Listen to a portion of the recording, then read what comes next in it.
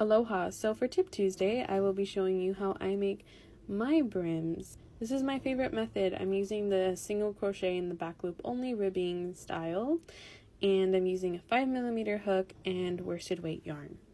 So I skipped the first chain and single crocheted across, so now I have 8 stitches. You can use this method with any yarn, any hook, just crochet the amount of chains that you want, the length that you want, and you can apply this to anything.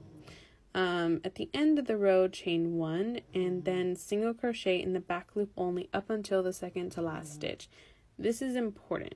Okay, usually people say to single crochet in the back loop only all the way, but save that last stitch, because in the last stitch we're going to single crochet in both loops. Now, this will make the ribbing look a lot cleaner and less holy gappy, things we don't like. And then once you're done, keep repeating this method until you have an even amount of rows. So end on an even row. See, you can tell. Okay. And then you're going to measure it to make sure it's the right size that you want. Okay.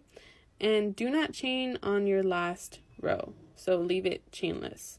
And then you're going to fold it in half and make sure that the tail is on the left side. So this is if you're right-handed.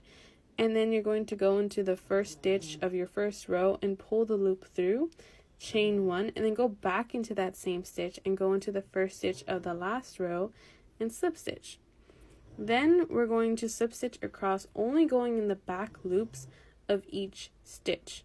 So the back loop of the second stitch of the first row and the back loop of the second stitch of the last row, and continue that all the way across. On the last stitch, you can do the back loops or go through both loops. It doesn't really matter. I like this method because if you've ever noticed when you slip stitch things together, you get like a really bulky ridge, and you're wearing this. You don't want it to be bulky. That's uncomfortable. Plus, because we're going in the back loop, there's going to be a loop left that's showing in the front, and that's going to create this faux ridge, so that way it looks all like one piece, like you didn't slip stitch it together. It's really neat.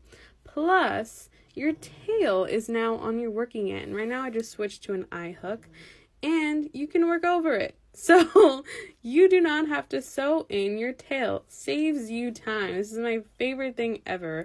I hate sewing in my ends. Weaving in ends is the worst. So I love this. Hope you liked it too.